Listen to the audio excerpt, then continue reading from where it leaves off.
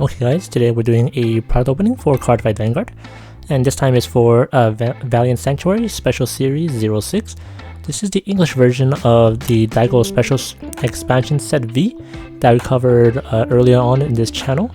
So because we already covered it on that channel, that video, we're not really going to focus too much on it this time, but we will have a sample deck that I made that I've been testing out at the end so that we can make up for some time. So first thing you notice is the packaging is different. Bushiroad does tend to put their special sets into these white boxes, whereas in the Japanese version this comes in the storage box itself. This is probably done for logistics reasons, because it's probably easier to ship in these packages rather than a box full of these, but I'm not 100% sure. Also, even though it looks big that you actually see the edges of my small table, my table is just small. This is about the size of maybe like a personal thin crust pizza, because you know it's pretty thin. Well, that's right folks, I do film on basically like a TV tray or whatever for my product videos. That's why I zoomed in a little bit whenever I'm filming. If you want to support me to getting a bigger table, go ahead and subscribe to my Patreon. Just kidding, I don't have a Patreon. I'm not gonna sell it just that fast yet. Not yet at least.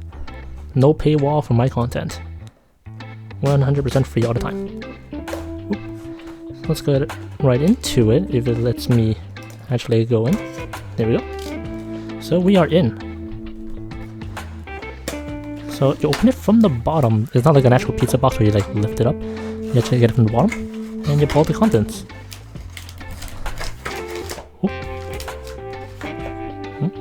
I missed something? Oh, it did. So it is packaged separately. Well, not separately.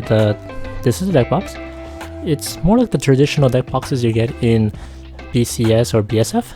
It's not a bad quality. I personally use these deck boxes pretty often because for the most part they're pretty solid and get the job done. And they hold a decent amount of cards. So nothing wrong with this deck box. The only thing difference is that this one lacks the Velcro and is not in like a more solid piece like the Japanese version. Oop, almost dropped my box. So each individual product is actually glued together, taped together, strong tape. But let's try to pull out these things individually as they are stuck to it like the sword and the stone. So first, these are the exclusive dice that you get from the English set rather than Japanese. They're kind of like the ones that you get in Try 3 for Royal Paladins, except this is a darker blue. RIP, we're never getting yellow Royal Paladin dice. Next up in this stone. Pretty interesting. These sleeves. So the border is actually blue, when the Japanese version the border is white. These are the ones that I'm currently using for my Sanctuary card deck. And let's go ahead and open this up just so we can take a look at the sleeve. So the quality isn't that bad from what I can tell first glance. I'm looking through a camera. This is a little bit of a difference. There's an oversleeve on this, by the way, so take it for what you want. Okay, so the print quality seems pretty good, decent, not too bad.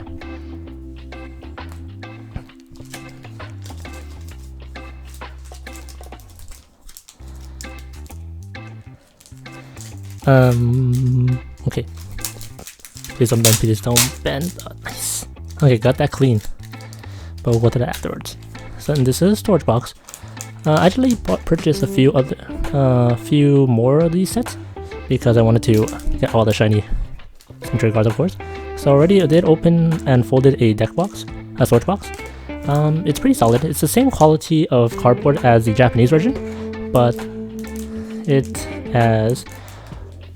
the coloring for the blue is actually a little bit darker. I'm not sure if you can see this 100%, but yeah, the English version does have a darker blue, and it does focus on this symbol. Oh wait, the Japanese version has that too. Silly me. Alright, so and it's also similar sturdiness, so it's still a very solid storage box. Same thing with the Japanese one. And for those of you who who don't know what the cards do, gotta go ahead and pull them out, because I believe there's a different marker. So you get 4 Sanctuary Guard dragons, like in the Japanese version. One is the VR variant, and the others are just commons. Next, we have 4 of the Knight of Conquest Wingstand. I believe the triple rares are a little bit textured, just like the Bermuda Triangle foils. And then 4 copies of the Authoritative Knight Balazaz. 1 copy of Starting Legend Ambrosius. And the Quick Shield. So the Quick Shield is not Daigo, obviously, because you can't really put Daigo on it. It's actually the symbol that they use for Sanctuary Guard Dragon, like you see on the storage box, which is what they chose to use for the Quick Shield. This is an English exclusive product, so that's pretty nice. I know people in Japan might get jealous of this. Sometimes when I go to Japan, like, you go to the card stores, English product is actually pretty sought after, I suppose. Like, I saw the BCS and BSF markers going for like 3,000 yen. Some of the other stuff for pretty high price too. And then you also get the 1 copy of Laurel Knight Sisylis in the promo form. So no text box, no border, pretty nice. And yeah, so overall, compared to the Japanese counterpart, I do think the English version is still pretty solid. It matches pretty well with the Japanese counterpart. The sleeves, just by feeling them, is pretty decent. Like, not too like broken or loose. Similar quality to Ultra Pros, but to be honest, if you're just gonna oversleeve them, it's not really gonna matter. Just be careful though, if you're playing against somebody in a tournament. If they try to be sneaky and put like all their triggers into the blue border and then all their non-triggers into the white one, that's pretty brave. Probably not gonna do that, but no one is actually gonna do that. But it'd be funny if you actually catch one. Storage box, like I mentioned before, and it has some strong tape. It's pretty solid compared to the Japanese one. It can still fit the same amount of cards and just as sturdy. The coloring is just a little darker, which is okay. And lastly, not lastly, we saw the dice. We have the deck box. It's not that bad. Pretty solid deck box, like the ones you get from the regionals at Bushiroad. So they still keep hold a decent amount of cards. And lastly, the dice. The darker blue dice for Royal Paladins. Also, not too bad if you want some dice for Royal Paladin. But yeah, that's the that's a set for Valiant Sanctuary. Do I recommend it? Of course I do. The deck is also pretty strong as I playtest against some of my friends, social distantly safe, of course, through the magic of remote fight. But yeah, let's go ahead and move on to our deck profile then. Okay, so we're gonna move on to our deck profile portion of the video, as I mentioned before, and as I technically promised last month in the other version of the video, in the Japanese version. Better late than never, but yeah. So this is a build that I've actually made. I'm not sure if I found it online or not, or somebody has a similar build online. Honestly, I kind of just put it together with what I thought would work, and through the magic of remote fight, thank you Bushiroad, I was able to deck test with some friends, and and it was pretty good. I think I accidentally shouted at that mic, sorry. Without further ado, let's go ahead and go to deck profile. So I haven't done this in a while, so forgive me for being a little rusty. Let's get started. So first up, for the grade zeros, we use one starter, obviously. I chose to use the Starting Legend Ambrosius just because it looks pretty nice, and it came with a set, so why not? Also, I'm a big fan of, if you can't tell, of revealing what I'm playing to my opponent before we start playing.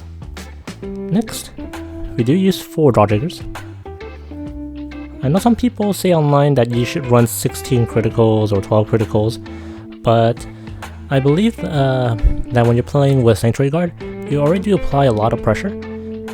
And you're also decked in a lot, so you do hit good enough that your opponent is forced to guard anyway, even especially if you're going first and you can already restand your Vanguard. And then, as I mentioned,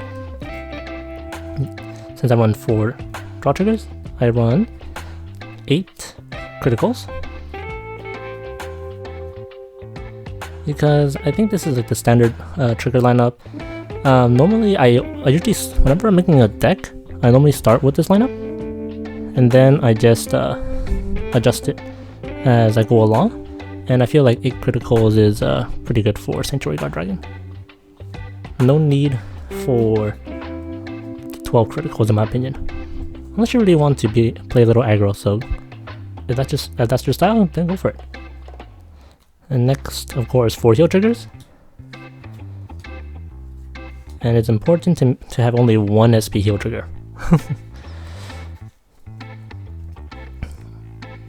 And then for grade 1s, got 4 copies of Authoritative Knight Balazal. This is just so that I can maximum draw him at most. Not most. Draw him as much as possible so that I can either search for the grade 2 or Sanctuary Guard Dragon. I think like the grade 2's name is Wingstead. Yeah. So I can search those 2 out.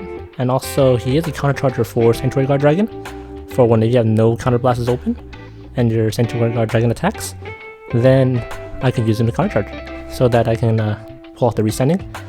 Just to note that because it's not a optional you may or it has a cost or anything, it is a mandatory trigger for the first time that Sanctuary Guard Dragon attacks. So as soon as it attacks, he has to activate and resolve to give 10,000 power to Sanctuary Guard Dragon and to countercharge if you don't have any open counterblasts.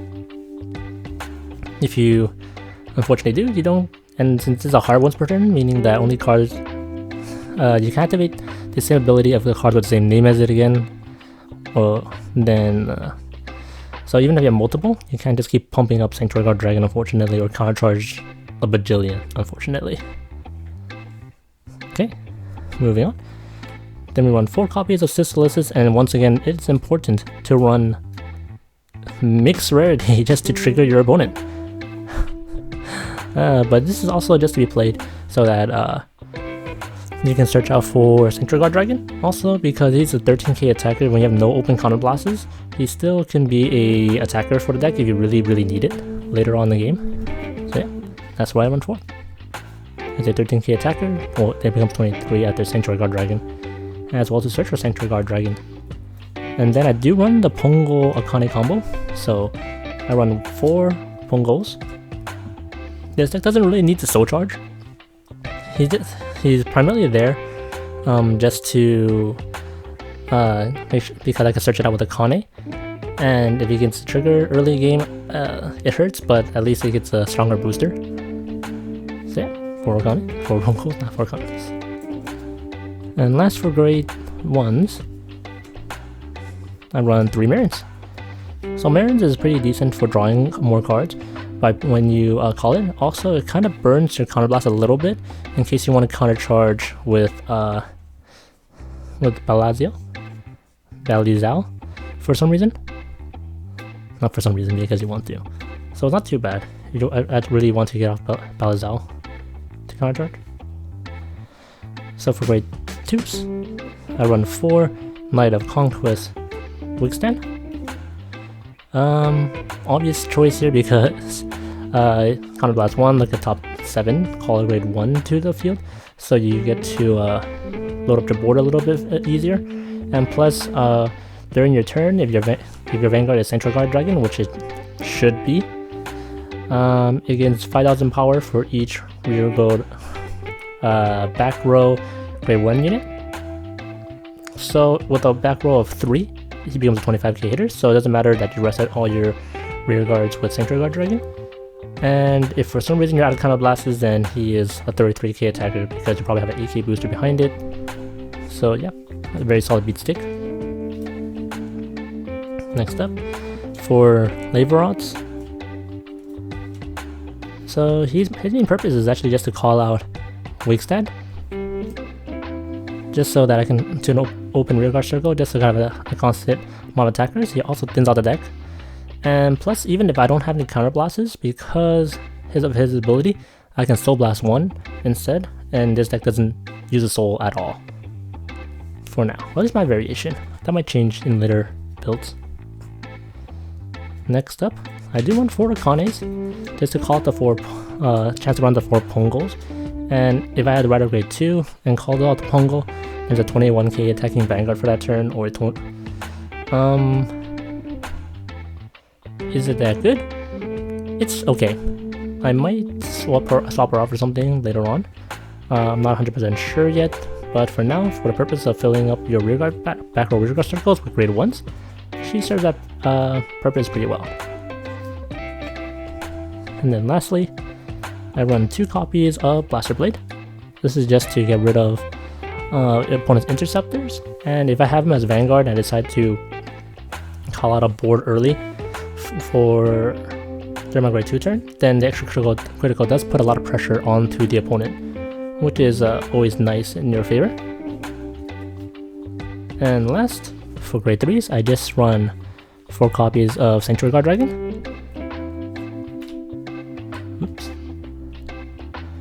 So I don't want any other grade 3s because there's not really many grade 3s that can really complement what Sanctuary Guard Dragon does. So since this is a Sanctuary Guard Dragon focused deck, I decided to just opt out to adding more grade 2s and grade 1s in the deck. Just run 4 of these.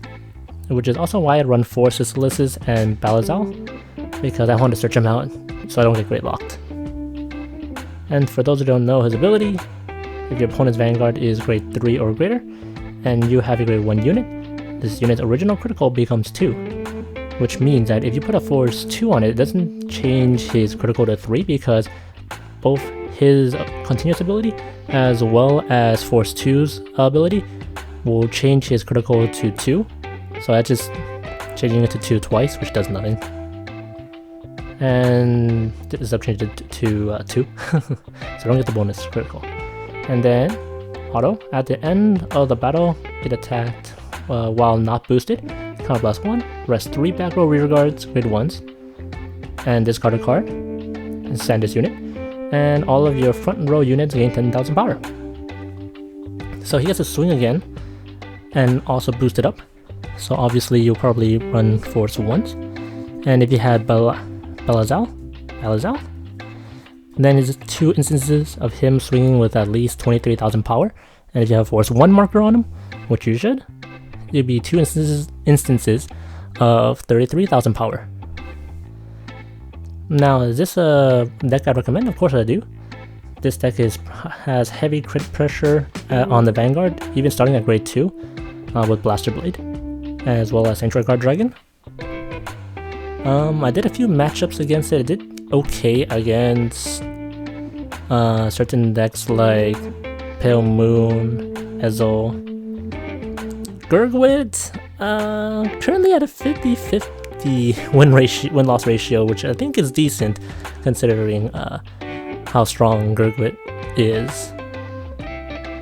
Keep in mind for people in the future, this is Gurgwit unbanned, so yeah. Some changes I would make probably is maybe like take out like an Akane or 2 and put more Blaster Blades in there, because lately when I've been playing with it, Akanes tend to call it the Pungles early on in the game, which is nice, but later on in the game, they're just dead cards to be honest, so I'd rather have a Blaster Blade. You can also swap out Marin for maybe Nightscar Allen, so you can Counter Blast 1 and call a card from hand and draw another card. The 3k boosts are pretty irrelevant for both Marin and Allen because you're probably going to rest them anyway. But you get to at least use the ability to empty out some of your counter blasts to counter charge with Balazal, so you don't have to worry too much about counter blasts. But yeah, that's my Sanctuary Guard Dragon deck. Very recommended to buy the product as well. And I might actually play this for BSF, no promises though, because it's either this or Novas or Shadows. all three of which are very fun to play with. But yeah, I hope you guys enjoyed the video, and if you like what you saw today, feel free to like and subscribe for more videos, and support my Patreon on the link below. And I'm just kidding again, no Patreon, never a paywall for my content, even though my content isn't that good, to be honest. I don't think it's worth the Patreon for. But I hope you guys stay awesome, have a good rest of your day, and I'll catch you guys in the next video. See you all later. Bye bye.